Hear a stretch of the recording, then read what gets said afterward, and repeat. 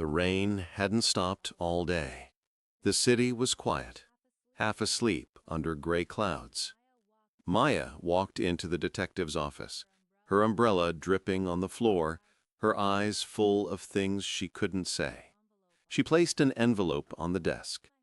"I think my husband is hiding something," she said, trying to sound steady. Ethan, the investigator, looked at her, calm, professional, but curious. "Do you want to know the truth?" he asked. "Or do you just want peace?" She hesitated. "I don't think they're the same thing anymore." A few days later, he called her. His voice was calm, polite. "He's been working late, but nothing serious yet," he said. She let out a weak laugh. "Yet. That word always ruins everything." He didn't respond, but his silence felt warmer than her husband's words had in months. They began to talk more often. Calls that were supposed to last a few minutes stretched into hours. Maya told him how her husband had stopped asking about her day, how dinner had turned into silence, how she sometimes felt like she was living beside a stranger. Ethan listened quietly. Sometimes, he said, "We notice the distance only after it becomes permanent." She felt something stir inside her, guilt maybe, or relief. Their meetings became routine. She'd stop by his office for updates she didn't need. They'd talk about small things, music, books, childhood memories. One afternoon, as they shared coffee, she said softly, "You listen to me like what I say matters." He smiled faintly. "It does." For the first time in a long time, she felt seen. Days turned into weeks, and the line between work and emotion blurred. When Ethan handed her photos of her husband at dinner with a woman from the office, she didn't cry. She just stared at the picture. "He looks happy," she said. Ethan watched her carefully. "Do you want him to be unhappy?" She shook her head. "I just wish he'd look at me like that again." Ethan didn't speak. He simply reached across the table and placed his hand over hers. She didn't pull away. Soon, she stopped asking about the investigation altogether. They began meeting without reason. A walk in the park, a late-night call, a quiet dinner where neither mentioned her husband. Ethan's calmness made her forget the chaos waiting at home. One night, under a flickering streetlight, she whispered, "What if I'm the one who's wrong?" He looked at her with something heavy in his eyes. "Then maybe we both are." But lies have a way of echoing, even when whispered softly. Her husband began to notice her absences, the half-smiles, the unanswered calls. "Where were you last night?" he asked one evening, voice low. She looked him in the eyes and said, "With a friend." It wasn't a lie, but it wasn't the truth either. That night, she couldn't sleep. She lay awake, realizing that betrayal doesn't start with cheating. It starts with forgetting to be honest. A week later, Ethan called her. His voice sounded different, strained, uncertain. "Can we meet?" he asked. They met at the same cafe where it all began. The air felt heavier this time. He slid a thin folder across the table. "This is everything," he said. She stared at it but didn't touch it. "I don't want to know anymore," she whispered. "I already know." He nodded slowly. "Then why do you still look scared?" She smiled sadly.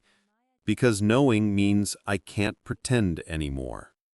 That evening, when Maya came home, her husband was waiting in the living room. The lights were low, and on the table lay a folder, just like Ethan's. "We need to talk," he said quietly. She froze. "What is that?" He pushed it toward her. "You hired a detective," he said. "So did I." Her breath caught. "You did what?" His expression didn't change. "I wanted to know where you were really going, who you were meeting." She opened the folder with shaking hands. Inside were pictures. Her and Ethan, sitting too close, smiling, her hand resting on his arm.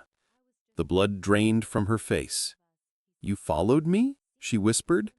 "I was just trying to protect what's left of us," he said. Seems there wasn't much left. His voice broke on the last word. She wanted to explain, to say it wasn't what it looked like, but deep down she knew it was worse than that. It looked like love, and maybe it had been. The next morning, Ethan showed up at her office. He looked exhausted, eyes shadowed. "I didn't know," he said before she could speak. "Didn't know what?" she asked coldly. "That your husband hired me first." She stared at him, unblinking. "What are you talking about?" He swallowed hard.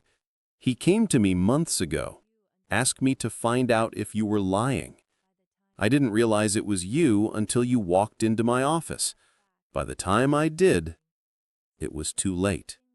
She stepped back, her voice trembling. "So this, everything, was a lie?" He shook his head quickly. "No, at first maybe, but not later, not when I started to care." She laughed bitterly. "That's the worst part. You made me believe honesty existed again. And it was just another job." She turned away, her tears silent but unstoppable. He tried to reach for her, but she whispered, "You were both watching me, and somehow I still ended up the fool." Then she left him standing in the rain. Days became weeks. The divorce happened quietly, no shouting, no begging, just 2 signatures on the piece of paper. Maya moved out with 1 suitcase and left everything else behind, even the memories. For a while, she wandered through days, half awake, half empty. Then one evening, she found herself by the ocean. The water stretched endlessly, the horizon fading into mist. She sat in the sand, letting the wind pull through her hair.